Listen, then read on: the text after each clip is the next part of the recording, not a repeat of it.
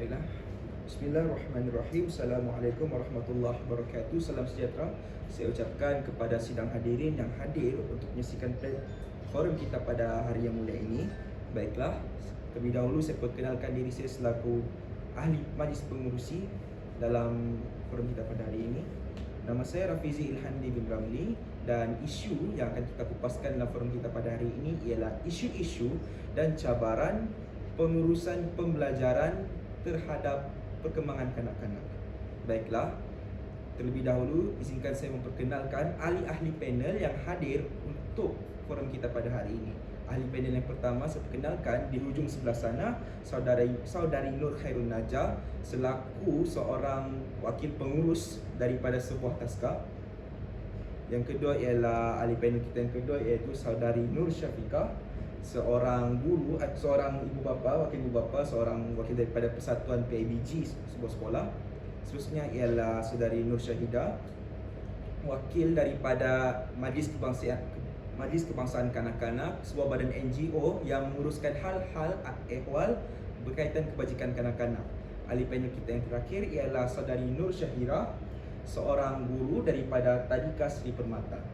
Baiklah, hadirin dan hadirat yang saya muliakan sekalian, isu-isu dan cabaran yang akan kita bisa bincangkan pada hari ini berkenaan dengan perkembangan pengurusan pembelajaran.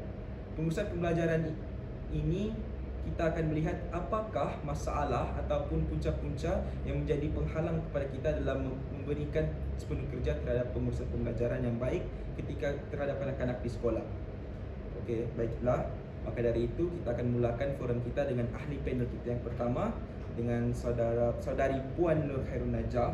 Puan, ini soalan untuk Puan lah ya. Soalan yang pertama iaitu berkenaan dengan isu-isu dan cabaran dari segi perkembangan fizikal. Baik, boleh tak Puan memberikan apa-apa pandangan dan berkenaan dengan isu dan cabaran terhadap perkembangan fizikal kanak-kanak di sekolah? Terima kasih kepada saudara Rafizi. Assalamualaikum dan selamat sejahtera saya ucapkan kepada hadirin dan hadirat yang hadir pada forum kali ini. Berkaitan dengan soalan yang diajukan kepada saya sebentar tadi, pengurusan pembelajaran yang saya ingin tekankan adalah dari segi persekitaran fizikal kanak-kanak itu sendiri, kerana saya adalah seorang pengurus.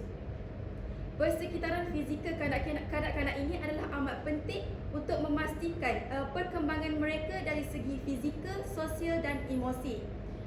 Oleh itu, sebagai seorang pengurus, saya telah melihat bahawa terdapat taska dan tadika yang kurang infrastruktur, iaitu seperti meja, kerusi, teknologi maklumat dan komunikasi dan sebagainya.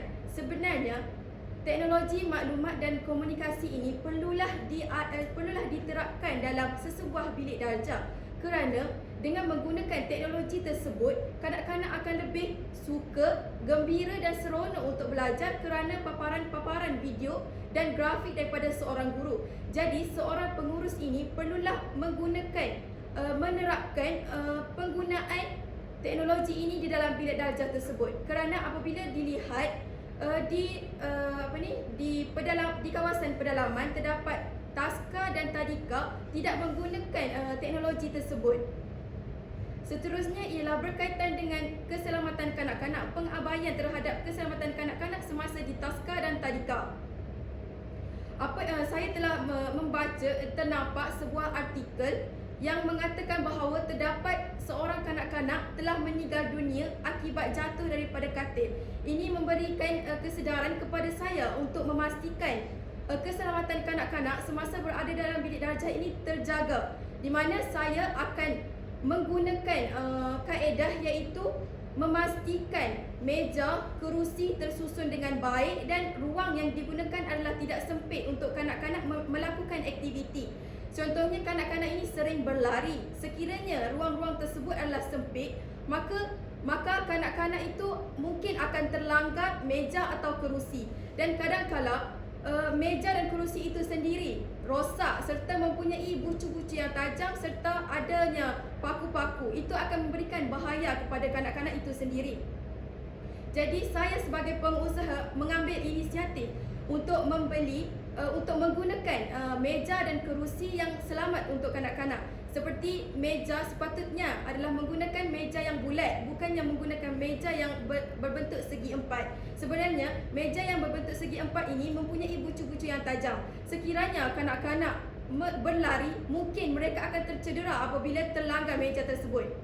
Seterusnya ialah berkaitan dengan keceriaan. Kadang-kala terdapat taska dan tadika tidak menerapkan warna-warni dan keceriaan kelas di dalam bilik darjah tersebut, di mana pengurus tidak menggunakan warna-warna yang cerah, kadang-kala menggunakan warna-warna yang gelap. Itu adalah agak kurang baiklah untuk kanak-kanak, kerana apabila sesebuah kelas itu ceria, warna yang menarik itu akan memberikan emosi kanak-kanak itu menjadi lebih baik untuk belajar dan suka dengan persekitaran yang mereka ada. Saya rasa itu sahaja daripada saya. Sekian, terima kasih. Baiklah, terima kasih kepada Puan Hairun Najah atas pemberian pendapat dan juga pandangan yang berna sebentar tadi. Baiklah, daripada apa yang kita dengar sebentar tadi, daripada perspektif seorang pengurus taska dan juga pengurus tadika, kita dapat melihat bahawasanya keperluan untuk memenuhi infrastruktur dan juga keperluan untuk menjaga keselamatan itu amatlah penting dalam pengurusan sesebuah aspek fizikal bagi kanak-kanak, bagi perkembangan fizikal. Betul? Baiklah, kita teruskan dengan ahli panel yang seterusnya. Sebelum itu, kita akan bicara sedikit tentang aspek emosi. Daripada aspek emosi ini, biasanya kita akan melihat daripada perkembangan mereka bermula daripada rumah. Maka dari itu amat sesuai untuk saya bertanyakan kepada panel yang kedua, selaku ibu bapa, wakil daripada golongan ibu bapa sendiri, berikan pandangan puan tentang apakah isu dan cabaran tentang perkembangan emosi kanak-kanak dari rumah. Bismillahirrahmanirrahim. Assalamualaikum dan salam sejahtera saya ucapkan. Terima kasih kepada pengurusi majlis iaitu saudara Rafizi Ilhandi. Saya sungguh menarik soalan yang diajukan. Baiklah, seperti kita sedia maklum, mendidik dan mengurus anak-anak ini adalah merupakan salah satu tanggungjawab kita. Jadi kita sebagai ibu bapa perlulah mengambil berat dan mengambil cakna tentang pendidikan anak-anak, kerana kitalah individu yang paling dekat dengan anak-anak kita berbanding dengan orang-orang lain. Jadi bagi mencapai kecemerlangan dalam pendidikan, anak-anak kita ni memerlukan dorongan dan tujuan ajar daripada kita untuk mereka lebih bermotivasi dan bersemangat untuk mencapai kecemerlangan dalam pendidikan mereka. Sehubungan dengan itu, kita sebagai ibu bapa perlulah mendidik atau mengajar anak-anak kita daripada usia awal mereka, kerana pada masa itu anak-anak kita ni mudah untuk merangsang atau menyerap perkembangan dan kemahiran yang mereka belajar. Bak kata pepatah, melontar bulah biarlah dari rebungnya. Dengan cara ini, dengan cara mendidik anak-anak daripada awal, mereka mudah untuk mereka dapat memupuk diri mereka untuk lebih berdikari dan bermotivasi dalam untuk mencapai kejayaan mereka.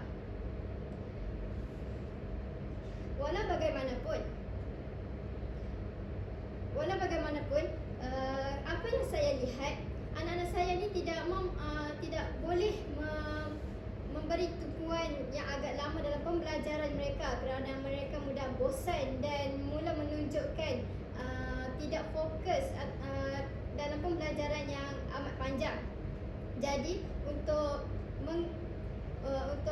menguruskan mereka punya tidak fokus atau mudah tidak fokus tu, saya akan memberikan ganjaran kepada anak-anak saya selepas aktiviti sesi pengajaran dan pembelajaran ditamatkan. Sebagai contoh, saya mengizinkan mereka untuk keluar bermain bersama-sama rakan mereka di padang, ataupun saya akan memberi keizinan untuk mereka bermain permainan atas talian secara lebih lama berbanding hari-hari biasa, ataupun saya akan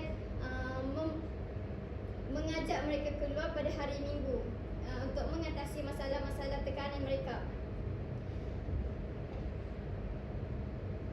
Jadi dengan berbuat demikian, kita sebagai ibu bapa dapat mengurangkan masalah tekanan kepada anak-anak kita semasa sesi pembelajaran dan pengajaran dilaksanakan. Secara tidak langsung, kita sebagai ibu bapa dapat meningkatkan dan menguruskan emosi anak-anak kita dan untuk lebih bermotivasi. Dan selain itu, kita sebagai ibu bapa perlulah memberi pujian atau maklum balas yang positif kepada anak-anak kita, kerana apa yang kita tahu, anak-anak kita ni suka akan pujian. Jadi dengan pujian ni kita dapat membangkitkan semangat anak-anak kita. Bagaimana pula dengan ruang belajar? Kebanyakan ibu bapa tidak menyediakan ruang belajar untuk anak-anak mereka. Jadi untuk keselesaan anak-anak saya sebagai ibu bapa yang bertanggungjawab harus dan perlu menyediakan ruang belajar yang teratur, kemas dan mempunyai pencahayaan dan pengudaraan yang secukupnya untuk mereka lebih bermotivasi dan fokus dalam pembelajaran mereka. Oleh itu, kita sebagai ibu bapa perlulah mengurus dan mendidik anak-anak kita agar perkembangan emosi mereka dapat ditingkatkan dan kita dapat juga mengeratkan lagi hubungan antara kita dengan anak-anak kita. Sekaligus kita dapat meningkatkan lagi perkembangan akademik mereka. Saya rasa itu sahaja daripada saya. Sekian, terima kasih. Maafkan saya saudara pengerusi. Ya.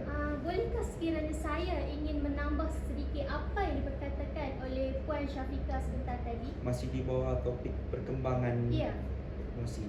Baiklah, sidang hadirin yang dimuliakan, seterusnya kita akan teruskan di bawah tajuk yang sama, iaitu dari aspek perkembangan emosi. Saya persilakan yang saya hormati Puan Nur Syahidah, ahli panel kita yang ketiga. Dipersilakan Puan. Baiklah, terima kasih saudara pengerusi majlis. Assalamualaikum warahmatullahi wabarakatuh. Saya ucapkan kepada para ahli panel yang segak berbaju kurung dan juga para hadirin yang saya kasihi sekalian. Baiklah, apa yang ingin saya perkatakan seperti yang diucapkan oleh Puan Syafiqah sebentar tadi mengenai emosi kanak-kanak.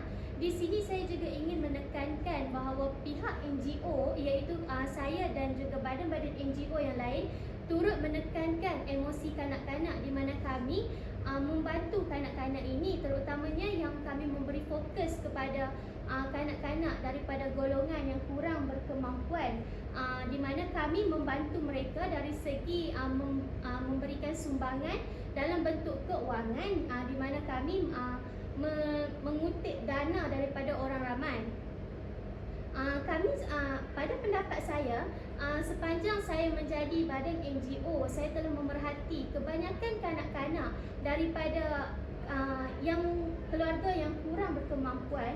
Mereka ini tidak mendapatkan pendidikan yang sempurna kerana ibu bapa mereka ini kemungkinan tidak mempunyai kemampuan untuk membayar perbelanjaan persekolahan kanak-kanak. Maka dengan itu kami mengambil inisiatif untuk mengenal pasti kanak-kanak daripada golongan ini untuk kami membantu mereka bukan sahaja daripada segi kewangan, tetapi turut dalam segi alat tulis dan juga alatan belajar yang lain seperti buku. Malah kami juga menanggung kos persekolahan kanak-kanak ini agar memastikan kanak-kanak ini mendapatkan pendidikan yang secukupnya. Ini secara tidak langsung dapat menyuntik motivasi dan juga semangat kepada kanak-kanak ini untuk mereka meneruskan pembelajaran mereka. Pada hemat saya, kanak-kanak ini perkembangan mereka adalah bermulanya daripada pendidikan awal, betul? Betul.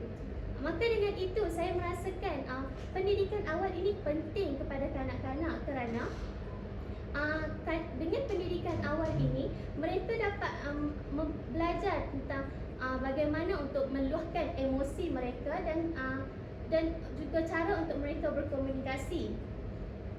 Seperti yang kita tahu, emosi kanak-kanak ini penting. Maka dengan itu, pendidikan dengan ibu bapa ini menghantar kanak-kanak ke prasekolah ataupun tadika, ini akan meluaskan skop pembelajaran mereka, dan juga mereka dapat berkomunikasi dengan rakan-rakan yang lain, dan juga mereka dapat meluahkan emosi mereka dengan sama ada mereka ini gembira sewaktu mereka bermain dengan rakan-rakan, dan juga sewaktu mereka ini berada di dalam kelas untuk sewaktu sesi pembelajaran berlaku.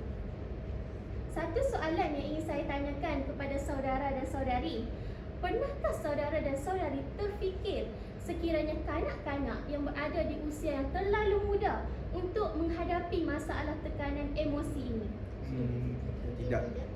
Jadi inilah apa yang ingin saya sampaikan, di mana sesetengah ibu bapa ini mereka tidak cakna akan masalah emosi dan mental ke anak-anak mereka, sehingga kan terdapat isu di mana kanak-kanak ini menghadapi kemurungan, dan juga mereka ini tidak tahu untuk berkomunikasi dengan persekitaran mereka.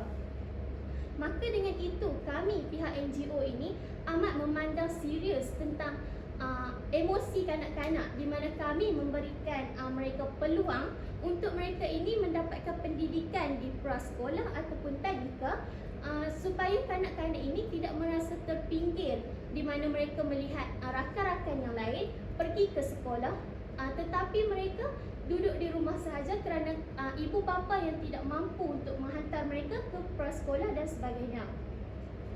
Oleh itu, dengan apa yang kami lakukan ini, sedikit sebanyak dapat meningkatkan kemahiran komunikasi mereka dan juga sosio-emosi mereka apabila mereka berada di persekitaran di mana wujudnya komunikasi antara kanak-kanak dan kanak-kanak yang lain.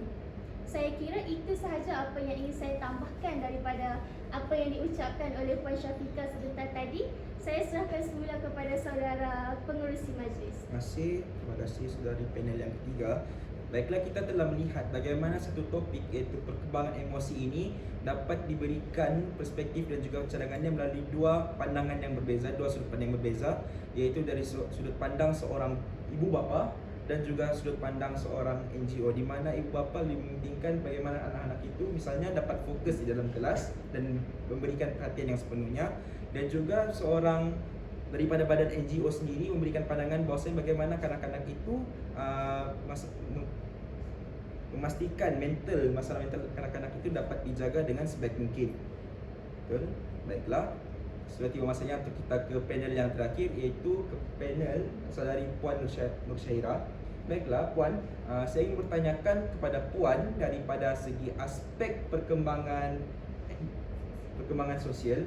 Untuk perkembangan sosial ni apakah isu dan cabaran yang Puan dapati yang ada dalam aspek perkembangan ini, dan nyatakanlah apa-apa cadangan ataupun apa-apa benda yang boleh kita jadikan sebagai satu penyelesaian kepada isu dan cabaran. Silakan. Baiklah, terima kasih kepada saudara pengerusi Rafizi Hadi di atas soalan yang telah diajukan sebentar tadi. Assalamualaikum dan salam bahagia saya ucapkan kepada hadirin dan hadirat kerana boleh menyertai forum kita pada petang yang cerah ini. Seperti yang kita tahu, perkembangan sosial merupakan proses perkembangan yang membolehkan kanak-kanak itu berinteraksi dengan cara yang diterima oleh masyarakat atau sesuatu budaya itu. Oleh itu, pendek kata, perkembangan sosial merupakan proses sosialisasi yang membolehkan kanak-kanak itu berinteraksi dengan cara yang diterima oleh masyarakat, iaitu dengan cara bersopan santun dan berbudi bahasa. Umum mengetahui bahawa komunikasi dua hala menggalakkan lagi interaksi antara guru dan murid. Pada masa yang sama, saya menerapkan dan merancang aktiviti secara berkumpulan kepada kanak-kanak itu melalui pelbagai pendekatan seperti pendekatan belajar melalui bermain.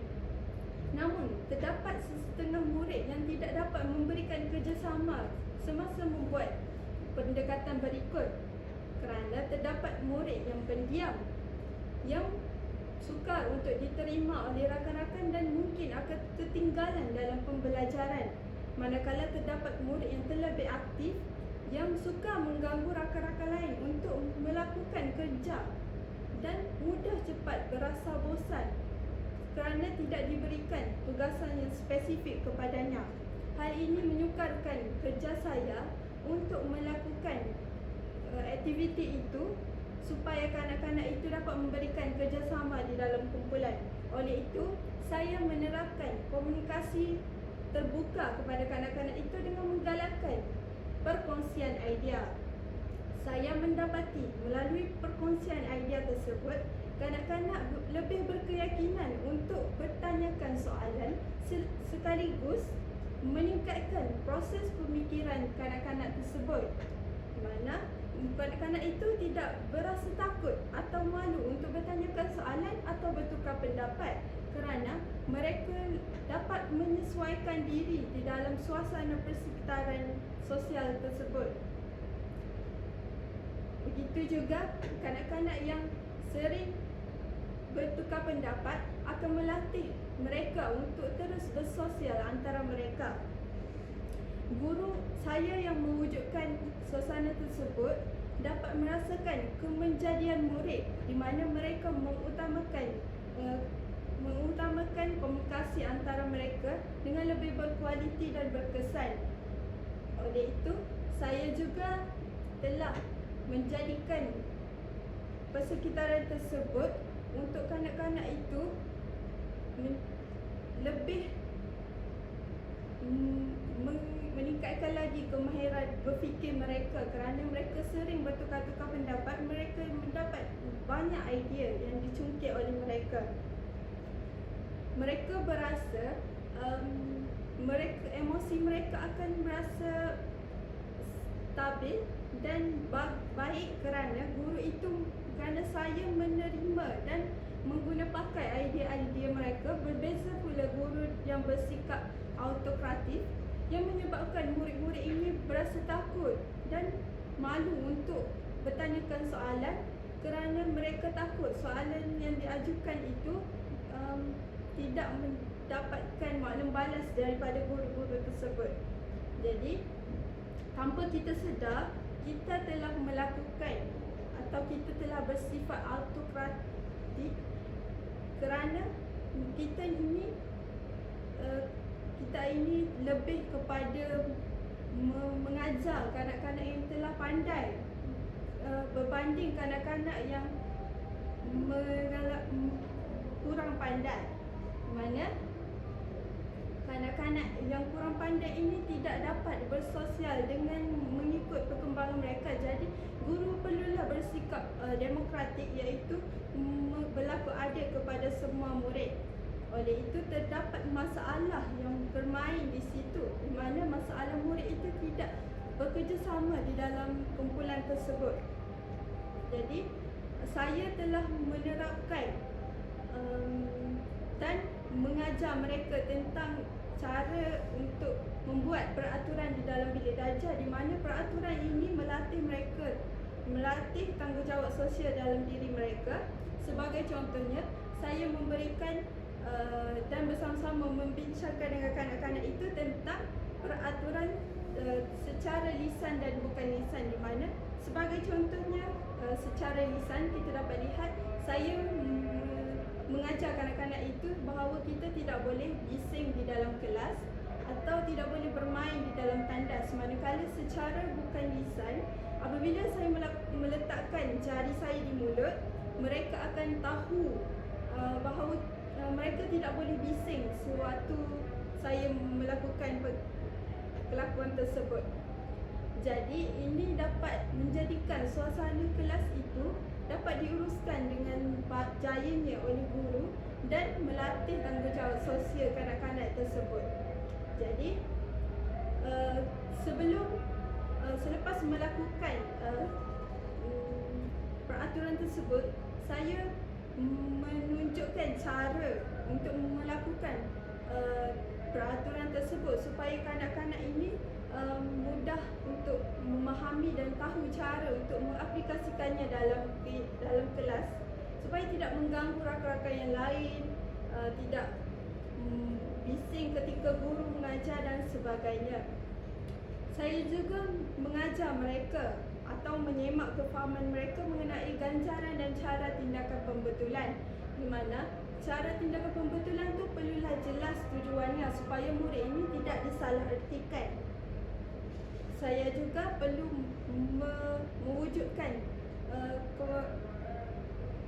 mewujudkan suasana yang lebih mendorong mereka untuk menceritakan masalah kepada saya, dan saya akan memberi maklum balas yang positif jika terdapat kesalahan yang telah mereka lakukan. Oleh itu, saya menyeru agar guru-guru prasekolah di luar sana untuk melakukan peraturan di dalam bilik darjah dengan berkesan dan dapat diaplikasikan oleh kanak-kanak itu sendiri supaya suasana pengurusan bilik darjah itu dapat kita atasi dan dapat dibentuk oleh para pelajar dengan disiplinnya. Jadi tiada isu atau cabaran yang dapat dihadapi oleh guru-guru sekiranya guru itu bijak menguruskan suasana sosial di antara mereka. Jadi itu sahaja daripada saya. Saya serahkan kembali kepada saudara pengerusi. Baiklah, terima kasih di panel kita yang keempat dan terakhir. Demikian tadi kita melihat bagaimana sebagai seorang warga pendidik, panel keempat memberikan pandangan beliau tentang aspek perkembangan sosial, di mana guru-guru beliau menyentuh tentang kepentingan agar si guru-guru bersifat adil dan saksama kepada semua pelajar bagi membolehkan tidak berlakunya pengasingan antara pelajar yang sama ada pelajar itu baik ataupun pandai, kurang cerdik ataupun cerdik. Demikianlah tadi apa yang kita dengar dan kita dapat kita lihat daripada saudari panel yang keempat.